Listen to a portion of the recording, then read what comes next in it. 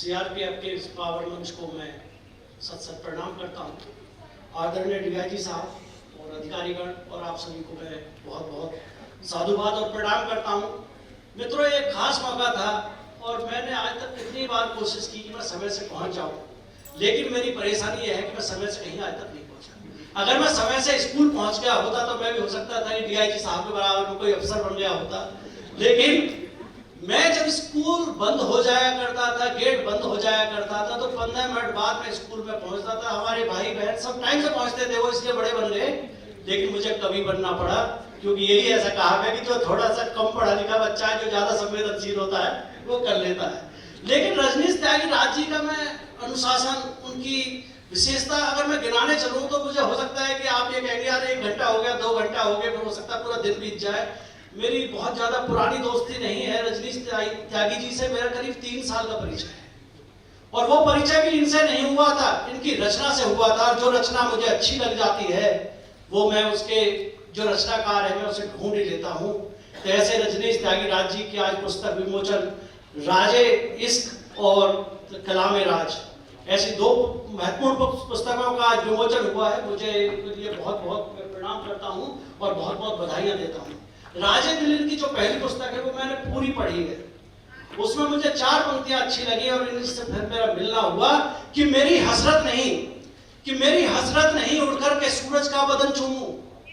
मेरी हसरत, मैं नहीं कह रहा, रजनीश त्यागीराज कह रहे हैं, मेरी हसरत नहीं उड़कर के सूरज का बदन चूमूं। मुझे क्या खाक होना है, मुझे क्या पड़ जलाने हैं, वही कश्ती, वही तूफान, वही मझधार की यूरिस कहते हैं साजिश को, अरबी का शब्द है। वही तूफान, वही कश्ती, वही मझधार की यूरिस, हमें फिर भी मिला साहिल, हमारे क्या ठिकाने हैं। क्या ऐसे रजनीश त्यागीराज जी और सचेत भी करते हैं ये कि फकीरों तुम कहां पे आ गए ले हाथ में कासा, फकीरों तुम कहां पर आ गए ले हाथ में कासा, जो कासा छीन लेते हैं ये उन लोगों की बस्ती है। यानी इन्होंने बताया एक शेर के माध्यम से कि जो गलत लोग हैं उनसे बच के चलो। अगर उनसे आप किसी भी तरह की मदद मांगने की आशा करेंगे तो आपके अंदर जो भी होगा, आपके पास जो होगा वो भी वो ले लेंगे। तो रजनीश त्यागीराज जी का कलाम वैसे तो बहुत पढ़ा है इनके बारे में, बहुत, अब ये 2 किताबें आ गई थी और पढ़ेंगे, और मैं चाहता हूँ कि आज इनकी 3 किताबें हैं। और सीआरपीएफ में या जहाँ पे भी इन्होंने, एनएसजी में भाई साहब की जॉब रही है, शास्त्र और शस्त्र का जिसे कहते हैं ना मिलन, अगर इनकी छवि में देखा जाए शास्त्र और शस्त्र का मिलन, जैसे हमारे पुराने समय में भी कहता है कि भाई शास्त्र पे होना चाहिए और शस्त्र पे होना चाहिए, तो ये भाई साहब की विशेषता है। मैं बहुत बहुत प्रणाम करता हूँ। और हमारी बहन ने जो अच्छा प्रयास करा, हम लोग तो फिर भी है कि 2-4 घंटे लगाते हैं, 2-4 दिन भी लग जाते हैं कविता लिखने में, लेकिन उन्होंने इतनी अच्छी रचना यहाँ बैठकर ही लिख ली, तो मैं उन्हें भी प्रणाम करता हूँ और बहुत अच्छी बात है। और मैं कहता हूँ रिकवरी लेकिन होके रही भाई। हाँ, रिकवरी जरूर होनी चाहिए जी, क्योंकि आपने फिर एक बात ये भी कही थी कि व्याकरण की कोई कमी भी रह जाए तो कोई बात नहीं है, भावनाएं कविता में दर्शानी चाहिए, तो भावनाएं अच्छी होने नाम मिलना चाहिए, रिकवरी नहीं होनी चाहिए डीआईजी साहब। तो मैं कहता हूं सैनिकों के लिए, सैनिक क्या कहता है, भाई आप लोग सब मुसाफिर हैं, दूर दूर रह रहे हैं, कोई अभी मैं पूछ रहा था बाहर जब गेट पे घुसा कि बहन जी आप हरियाणा की हो, बोली नहीं मैं तो राजस्थान से हूँ, हो सकता है कोई किसी प्रदेश से हूँ, कोई प्रदेश से हूँ, लेकिन जब सैनिक एक साथ मिलते हैं तो पूर्ण भारत की कल्पना जो हम करते हैं वो होती है। तो सैनिक क्या कहता है कि दमन की बात करते हो, दमन की बात करते हो, अमन की बात कर लो तुम, किसी पिछड़े मुसाफिर से मिलन की बात कर लो तुम, जमीन पर आज बैठे हैं दिखा देंगे तुम्हें एक दिन, हमी से है वतन जिंदा, वतन की बात कर लो तुम, हमी से है वतन जिंदा, वतन की बात कर लो। क्योंकि शहीदों का लहू यारो कभी पानी नहीं होता, शहीदों का लहू यारो कभी पानी नहीं होता, शहीदों से यहाँ बढ़कर कोई दानी नहीं होता। चलो प्रणाम कर ले सब शहीदों को सभी मिलकर कि जिनका इस जमाने में कोई सानी नहीं होता। शहीदों को क्यों प्रणाम किया जाता है? क्यों कि शहीदों के कफन से पूछ लो कैसी जवानी थी, तिरंगा खुद बता देगा कि क्या उनकी रवानी थी। चलो प्रणाम करने सब शहीदों को, सब सभी मिलकर वतन पर जान दे देना ही बस जिनकी कहानी थी। तो जिनकी कहानी वतन पर जान देना है उनके लिए बहुत बड़ी बात है कि सैनिक बनना इस देश में सबसे बड़ी बात है। अगर कोई सैनिक है, अगर कोई सैन्य बल है, तो राष्ट्रवाद का सबसे बड़ा व्यक्ति मैं सैनिक को ही मानता हूँ। क्यों? हम शांति के साथ भी रह सकते हैं कुछ भी, लेकिन दुनिया में कोई भी रक्षा बिना क्रांति के नहीं होती है। बिना क्रांति के कोई भी शांति की स्थापना नहीं की जा सकती। कि बिना खून का तिलक किए किसने आजादी पाई है? चेतन, बिना खून का तिलक किए किसने आजादी पाई है? और सांपों को मारे बिन किसने मणि यहाँ त्याई है? और हमने प्रातः के सूरज को लहू लुहान हुए देखा, अंधियारों से लड़कर ही तो भोर यहाँ तक आई है, अंधियारों से लड़कर ही तो भोर यहाँ तक आई है। हम एक नए युग का निर्माण करना चाहते हैं, हम एक नया युग बनाना चाहते हैं, एक नव युग का निर्माण करना, जिसमें युग में शांति हो, चारों तरफ अच्छा वातावरण हो, उस युग के लिए, शांति के लिए हम प्रयास करते हैं। तो मैं कहता हूं कि नवयुग का निर्माण करें, हम बांध अहिंसा के धागे, याद रखें उन वीरों को भी, शीश कटा पर ना भागे। और कब तक ये कायरता का नंगा नाच यहाँ होगा, कुछ रैली और अनशन से सत्यानाश यहाँ होगा, और जब तक सैनिक की विधवा की आंखों में नमी यहाँ होगी, ए आसमान में उड़ने वालों तुमको कहां जमी होगी। और तुम भूल गए पर वो कब भूले, जिनके बेटे फांसी झूले, उजड़ी उजड़ी मांगे हैं, जो जिंदा दफन जवानी है। और आज कलम में शाही कब है, पानी हिंदुस्तानी है। आज कलम में शाही कब है, पानी हिंदुस्तानी है। अय्यासी छोड़ो, बाहर आओ, मादकता को सबक सिखाओ। और कब तक चूमोगे सिक्कों को, देश बचाने घर घर जाओ। और मुझको ये अफसोस नहीं है कितना किसने दिया मुझे है, मुझको है अफसोस यहाँ बस अब तक मैंने दिया किसे है। मैं दीनहीन मर्यादित का बस सच्चा यहाँ समर्थक हूँ, और कलम हाथ में लेकर फिरता मैं कब युग परिवर्तक हूँ।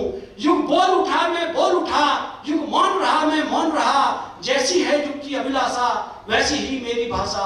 और अबीर गुलाल रोली चंदन की गंध मुझे कब भाती है, लगा रहा जख्मों पर हल्दी, तनमन हल्दी घाटी है, तनमन हल्दी घाटी है, तनमन हल्दी घाटी है। बड़े शायर मासूम गाजियाबादी जी आज हमारे बीच में यहाँ पर नहीं आ पाए, उनके बेटे का थोड़ा स्वास्थ्य ठीक नहीं था। अदरवाइज वो आते तो हमें ऐसा लगता है कि आज की जो मतलब अगर कोई ये कहना कि संदीप तुम्हें स्वर्ग के दर्शन करने हैं या मासूम गाजियाबादी जी के साथ एक दिन बिताना है, तो अजीज भाई मैं ये कहूंगा कि नहीं जी, मुझे स्वर्ग में एक दिन नहीं रहना, एक दिन मुझे मासूम गाजियाबादी जी के साथ रख दो। और उन्हीं का आशीर्वाद है, उन्हीं का फल है कि हम यहाँ पर बैठे हुए हैं, बड़े लोगों के साथ बैठे हुए हैं। कि इनायत देखिए उसकी, उनका शेर है कि इनायत देखिए उसकी, मुकद्दर इसको कहते हैं, मेरी लोग कम सही शामिल तो हूँ रोशन चिरागों में। तो मित्रों, एक छोटा सा व्यंग है, मैंने बहुत मन से लिखा था। एक रिक्शे वाले की मैंने पीड़ा देखी थी। दोपहर में 12 बजे के करीब, 12-1 बजे, पसीने से पसीना, और रिक्शा वाला रिक्शा खींच रहा था। तो मैंने सोचा कि यार जो रिक्शे वाले हैं इनका रंग फेयर नहीं होता, ये देखने में अमीर नहीं लगते, आखिर क्या हो जाता है, कि क्या परेशानी ऐसी रहती है। तो जब मैंने वो व्यंग लिखा, और आपके बीच वो व्यंग है, और मैंने ये व्यंग ज्यादा मंचों से सुनाया नहीं है, तो आपकी उपस्थिति को प्रणाम करते हुए मैं आदेशित करें एक बार तालियों के साथ मैं इस व्यंग की शुरुआत।